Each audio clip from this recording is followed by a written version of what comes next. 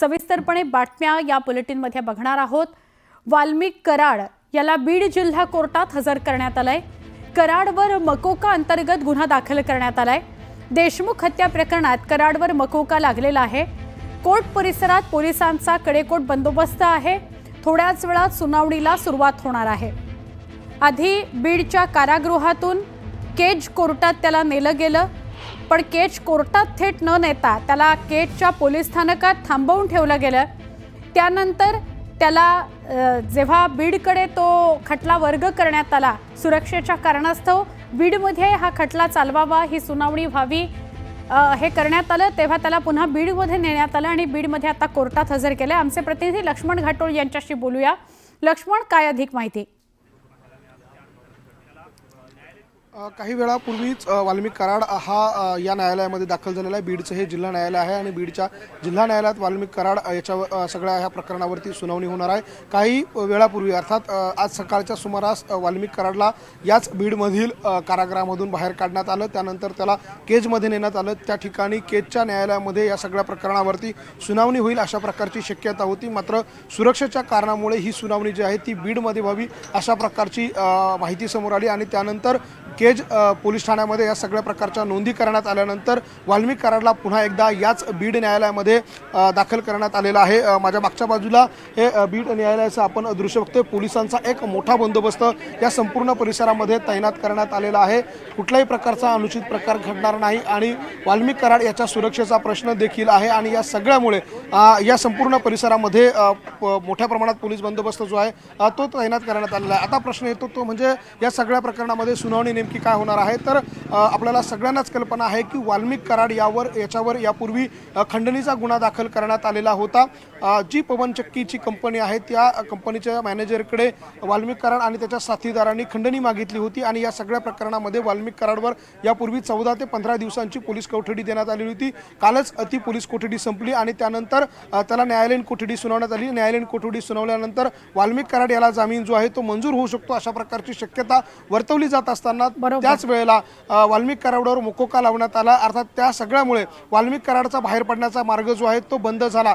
आता वाल्मिक कराडवर मकोका का लावण्यात आलेला आहे तर संतोष देशमुख याची जी काही हत्या करण्यात आली, संतोष देशमुखच्या हत्या प्रकरणामध्ये यापूर्वी जे आरोपी अटक करण्यात आलेले आहे त्या आरोपींबरोबर वाल्मिक कराडचाही सहभाग आहे का हे तपासण्यासाठी हा मकोका लावण्यात आला आणि या सगळ्या प्रकरणामध्ये वाल्मिक कराडचा खुनाच्या गुन्ह्यामध्ये सहभाग आहे का हे आता या सगळ्या प्रकरणामध्ये तपासलं जाणार आहे आणि या सगळ्याचा ताबा घेण्यासाठी अर्थात वाल्मिक कराडचा ताबा जो आहे तो गुन्हे अन्वेषण विभाग संभाजीनगर यांना हवा आहे आणि त्यासाठी हे सगळं प्रकरण जे आहे ते आता बीडच्या न्यायालयासमोर असणार आहे। गुन्हे अन्वेषण विभागाचे अधिकारी देखील या न्यायालयामध्ये दाखल झालेले आहे। ते आता जी कागदपत्र सादर करतील त्या सगळ्या अनुषंगानं वाल्मिक कराडचा ताबा नेमका कुणाला मिळतो आणि याचा तपास कसा होतोय बघणं महत्त्वाचं असेल। नक्की लक्ष्मण, सुनावणी सुरू झाल्यानंतर काय अपडेट येतात ते घेण्याकरता पुन्हा तुमच्याकडे येतो। तुर्तास धन्यवाद, तुम्ही माहिती दिलीत त्याबद्दल। आमचे प्रतिनिधी लक्ष्मण घाटोळ हे बीड कोर्टाबाहेर आता उपस्थित आहेत। वाल्मिक कराड याला खुनाच्या गुन्ह्यामध्ये तपासाकरता ताब्यात देण्याची मागणी सीआयडीने केलेली आहे। सीआयडीने बीड कारागृहातून वाल्मिक कराड याचा ताबा खुनाच्या गुन्ह्याच्या तपासाकरता मागितलाय असं पत्र न्यूज 18 लोकमतच्या हाती लागलं, तेही लक्ष्मण घाटोळ यांनी काही वेळापूर्वी दाखवलं। वाल्मिक कराड याचा खुनाच्या गुन्ह्यामध्ये सहभाग असल्याचा सीआयडीला संशय आहे आणि यातून वाल्मिक कराडच्या खुनाच्या गुन्ह्यात तपास करण्याकरता सीआयडीनं त्याला आमच्या ताब्यात द्यावं अशी मागणी केलेली आहे। एका बाजूला सध्या एसआयटीकडे ताबा आहे। एसआयटीनं केज कोर्टातनं तो ताबा घेतला मकोका अंतर्गत आणि आत्ता बीड कोर्टामध्ये सीआयडीनं ही मागणी केली। आधी केज कोर्टाकडे केली होती आणि केज कोर्टाकडनं तो बीडकडे वर्ग करावा सुरक्षेच्या कारणास्तव अशी मागणी झाली। बीड कोर्टामध्ये आत्ता जो विषय सुरू आहे तो असा आहे की हत्येसंदर्भातला तपास आता करायचा आहे आणि म्हणून त्याचा रिमांड मिळावा, तो सीआयडीला रिमांड मिळावा अशी मागणी करण्यात आलेली आहे। तसं पत्र सीआयडीनं सुद्धा दिलेलं आहे बीड कोर्टामध्ये। त्यामुळे बीड कोर्टामध्ये सध्या हत्येच्या तपासासंदर्भात रिमांड मिळण्याबाबत आणि तो रिमांड कुणाला मिळणार याबाबत सध्या सुनावणी सुरू आहे। तो रिमांड एसआयटीला पण हवा आहे आणि तो रिमांड सीआयडीला पण हवा आहे। ताबा त्याचा सीआयडी एसआयटी दोघांनाही हवा आहे। त्यामुळे आता हा रिमांड किती दिवसांचा मिळतो आणि कुणाला ताबा दिला जातो हे बघणं महत्त्वाचं आहे। दोन्ही यंत्रणा एका वेळेला समांतर पातळीवर काम करत आहेत। सरपंच संतोष देशमुख हत्या प्रकरणामध्ये SIT सुद्धा स्थापित करण्यात आलेली आहे आणि CID मार्फत सुद्धा याचा तपास सुरू आहे। पण आत्तापर्यंत वाल्मिक कराड याला खंडणीबाबतच फक्त ताब्यात घेण्यात आलेलं होतं, त्याच्यावर तेच आरोप ठेवण्यात आले होते। कालपासून मात्र मकोका लावण्यात आला आणि हत्येसंदर्भातला सुद्धा कलम त्याच्यावर ठेवण्यात आला। वाल्मिक कराड याला बीड कोर्टात हजर करण्यात आलेला आहे। मकोका विशेष कोर्टापुढे त्याची सुनावणी होणार आहे। बीडमध्ये मकोकाच्या विशेष न्यायालयामध्ये त्याच्यावर सुनावणी होईल। जिल्हा सत्र न्यायाधीश SR पाटलांसमोर सुनावणी होणार आहे। फार महत्त्वाची बातमी आलेली आहे। एक गोष्टी जशा समोर येत आहेत तसा या प्रकरणातला पुढचा जो धागा आहे तो समजतो आहे। बीडमध्ये विशेष न्यायालयामध्ये त्याला हजर करण्यात आलं मकोकाच्या। आमचे प्रतिनिधी लक्ष्मण यांच्याशी बोलूया। लक्ष्मण, सुवर्णा, बालाजीकडून आपल्याला जी माहिती प्राप्त झाली त्या माहितीनुसार आपले जे प्रतिनिधी आतमध्ये आहे त्यांनी जी आपल्यापर्यंत माहिती पोहोचवली त्या माहितीनुसार वाल्मिक कराड याला ज्या बीडच्या कोर्टात हजर करण्यात आलेला आहे त्या ठिकाणी SR पाटील डिस्ट्रिक्ट जज क्रमांक 1 यांच्या पुढे हा सगळा खटला आहे किंवा हे सगळं जे प्रकरण आहे त्यांच्या कोर्टाच्या समोर जे आहे ते चालवलं जाणार असल्याची माहिती जी आहे ती समोर आलेली आहे। त्यामुळे या सगळ्या कोर्टाच्या परिसरामध्ये आपण काही वेळापूर्वी बघितलं की हा संपूर्ण परिसरामध्ये हा सगळा परिसर जो आहे तो खाली केला गेला वाल्मिक कराडला आणण्यापूर्वी। आणि आता त्या कोर्टामध्ये जे डिस्ट्रिक्ट जज आहे SR पाटील यांच्यासमोर या सगळ्या प्रकरणाचा युक्तिवाद जो आहे तो होणार आहे। यामध्ये वाल्मिक कराड याचे वकील जे आहेत ते देखील आपला युक्तिवाद करतील आणि सरकारी वकील जे आहेत ते देखील आपला युक्तिवाद या न्यायालयाच्या समोर करतील। आणि यामध्ये वाल्मिक कराड जो आहे त्याचा खुनाच्या गुन्ह्यामध्ये कितपत सहभाग आहे याचा तपास या सगळ्यामध्ये होणार आहे। वाल्मिक कराडचा संतोष देशमुख याच्या हत्येच्या प्रकरणात कितपत सहभाग आहे याचा तपास जो आहे तो या यंत्रणांना करायचा आहे आणि त्यासाठी याची रिमांड मिळणं या सगळ्या यंत्रणांसाठी आवश्यक आहे आणि त्याची परवानगी जी आहे ती न्यायालयाकडून मिळणार आहे। काल देखील न्यायालयानं मकोका दाखल करण्याची परवानगी दिली होती आणि SIDला वाल्मिक कराडचा ताबा घेण्यासाठीची परवानगी मुभा जी आहे ती दिलेली होती। मात्र त्यानंतर आता पुन्हा एकदा CIDनी CBI या वेगवेगळ्या गुन्हे अन्वेषण विभागानं देखील या सगळ्या प्रकरणामध्ये वाल्मिक कराडचा ताबा मागितलेला होता आणि ह्याच मागणीला घेऊन आता वाल्मिक कराडचा ताबा जो आहे तो कुणाला मिळतो हे बघणं महत्त्वाचं असणार आहे। मात्र या सगळ्यामुळे बीडचं जिल्हा सत्र न्यायालय आहे त्याच्या संपूर्ण परिसरामध्ये पोलिसांचा चोख बंदोबस्त आहे। या सगळ्यामुळे बीड न्यायालयाला छावणीचं स्वरूप देखील प्राप्त झालं आहे। अनेक पोलीस ठाण्यांचे वरिष्ठ अधिकारी देखील या सगळ्या परिसरामध्ये दाखल झाले आहे। पुढच्या काही क्षणामध्ये या सगळ्या प्रकरणाचा युक्तिवाद जो आहे तो सुरू होईल। त्यानंतर न्यायालय या सगळ्याच्या प्रकरणात काय आदेश देतो आणि याच नंतरचा पुढचा तपास नेमका कुणाच्या हातात जातो आणि यामध्ये वाल्मिक कराडचा थेट गुन्ह्यामध्ये कितपत सहभाग आहे हे देखील स्पष्ट होईल आणि या सगळ्यामध्ये अधिकची काही कलमं वाल्मिक कराडवर लागतात का हे सगळं बघणं महत्त्वाचं असेल। सुवर्णा, नक्की लक्ष्मण, दोन यंत्रणा समांतर पातळीवर या सगळ्याचा तपास करतायत त्यामुळे थोडीशी किचकट प्रक्रिया आहे। पण तू काय स्वतः त्याच्याबरोबर लक्ष्मण काय आमचा सुरेश हा प्रतिनिधी आणि त्याच्याबरोबर बालाजी निरफळ हा प्रतिनिधी हे सगळे सकाळपासून जर तुम्ही बघाल तर सुसूत्रता या सगळ्यामध्ये आणण्याचा प्रयत्न करतायत। अचूक बातमी, कुठलीही चूक होऊ नये अशी बातमी या सगळ्या प्रकरणातली तुमच्यापर्यंत दिवसभर आम्ही पोहोचवतो आहोत। लक्ष्मण, मकोकाच्या विशेष कोर्टापुढे आत्ता तरी SITनं त्याला समोर नेलेला आहे का? कारण सध्या तरी ताबा SITकडे आहे आणि SIT आणि CID या दोघांनाही त्याचा ताबा हवा आहे। सेम प्रकरण, हत्या प्रकरण, तर काय सांगाल त्याविषयी?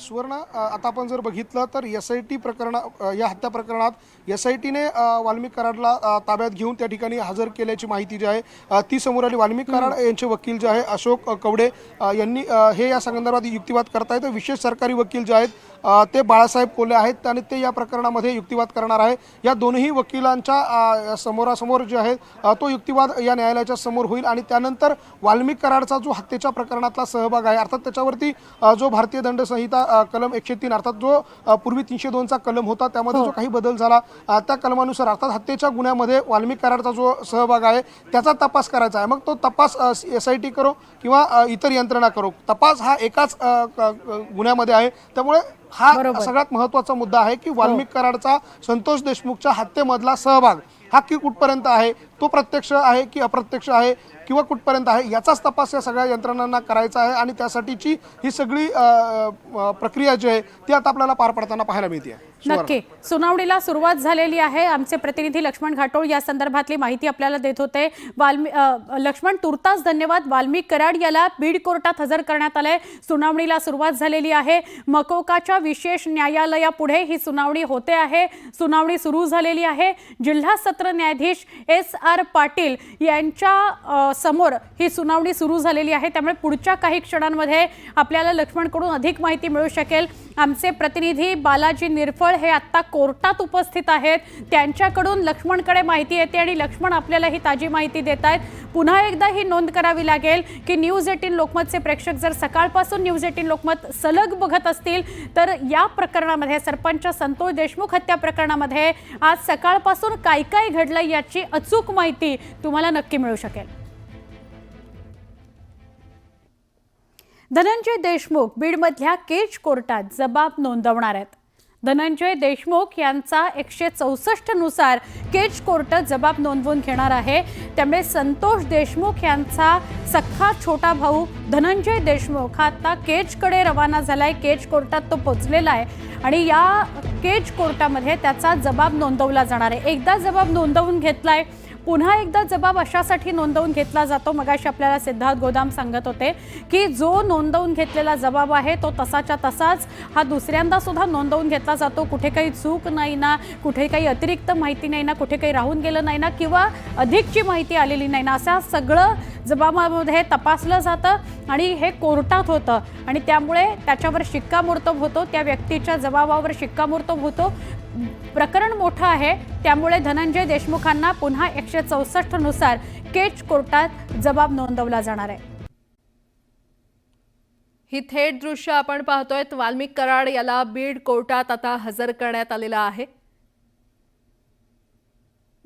बीड जिल्हा कोर्टामध्ये वाल्मिक कराड याला हजर करण्यात आलेला आहे. याआधी केज कोर्टामध्ये त्याला हजर करण्यात येणार होतं, मात्र सुरक्षेच्या कारणास्तव आता वाल्मिक कराड याला बीड कोर्टामध्ये हजर करण्यात आलेला आहे. देशमुख हत्या प्रकरणात कराडवर मकोका लावण्यात आलेला आहे आणि त्याच पार्श्वभूमीवर आता केज ऐवजी बीड जिल्हा सत्र न्यायालयामध्ये आजची सुनावणी पार पडणार आहे.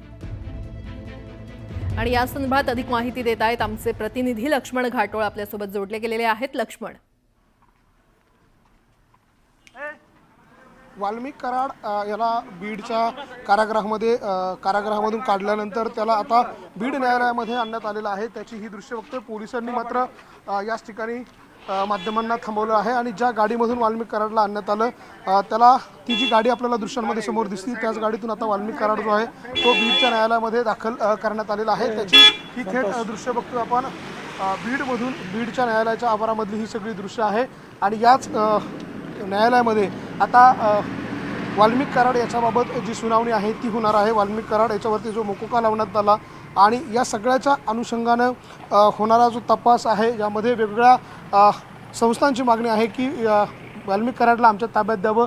जो काही खुनाचा गुन्हा दाखल करण्यात आलेला आहे त्या खुनाच्या गुन्ह्यामध्ये वाल्मिक कराडचा सहभाग आहे असा संशय जो आहे तो या सगळ्या यंत्रणांना आहे आणि या सगळ्यांच्याच अनुषंगानं यापूर्वीच वाल्मिक कराडवर मकोका लावण्यात आलेला आहे आणि त्यानंतर आता वाल्मिक कराडला बीडच्या कारागृहातून सकाळी काढल्यानंतर त्याचे मेडिकल करण्यात आले आणि त्यानंतर त्याला केजला नेण्यात आलं होतं. मात्र त्या ठिकाणी सुरक्षेच्या कारणामुळं त्या न्यायालयामध्ये या सगळ्या प्रकरणावरती सुनावणी होऊ शकली नाही आणि त्यानंतर त्याला पुन्हा एकदा आता बीडमध्ये आणण्यात आलेलं आहे. बीडच्या न्यायालयामध्ये या सगळ्या प्रकरणामध्ये त्याची या सगळ्याची सुनावणी होऊ शकते अशा प्रकारची माहिती आहे.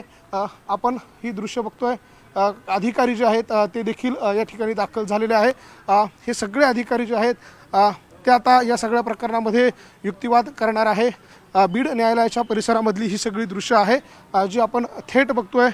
बीड न्यायालयाच्या आवारामधून अशा पद्धतीनं हे अधिकारी जे आहेत ते देखील दाखल झालेले आहेत. त्यांची काही कागदपत्र जी आहे ती त्यांच्या हातामध्ये आपल्याला पाहायला मिळत आहे. जसं यापूर्वी आपण सांगितलं की गुन्हे अन्वेषण विभाग छत्रपती संभाजीनगर याच्या ज्या अधिकारी आहेत ते आता या ठिकाणी दाखल झालेले आहेत. त्याची ते पण आपण या ठिकाणी दृश्यांमध्ये बघतो. काही महत्त्वाची कागदपत्र जे आहे पुरावे जे आहेत ते देखील त्यांनी सोबत केलेले आहे. त्यामुळे आजच्या युक्तिवादामध्ये या सगळ्या प्रकरणामध्ये पुढे काय होतं हे बघणं महत्त्वाचं असणार आहे.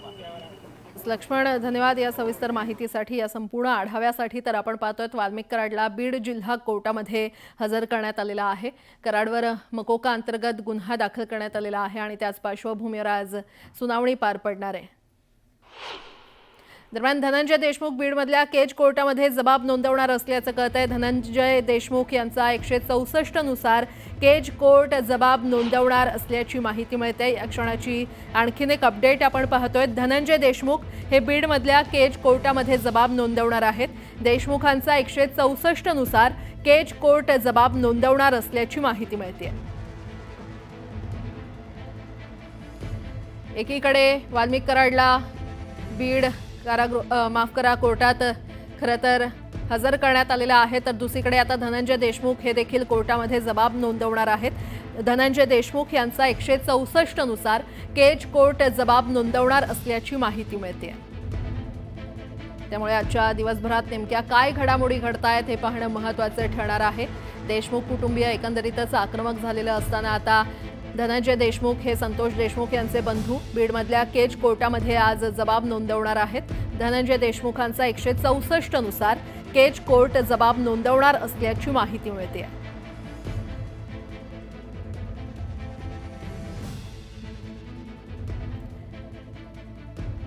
आणि या संदर्भात अधिक माहिती देत आहेत आमचे प्रतिनिधी सिद्धार्थ गोदाम आपल्यासोबत जोडले गेलेले आहेत. सिद्धार्थ, बघा, धनंजय देशमुख हे मस्सा जोगून नुकतेच केजकडे निघालेले आहेत आणि केज कोर्टामध्ये त्यांची 164 नुसार कोर्टासमोर जबाब होणार आहे.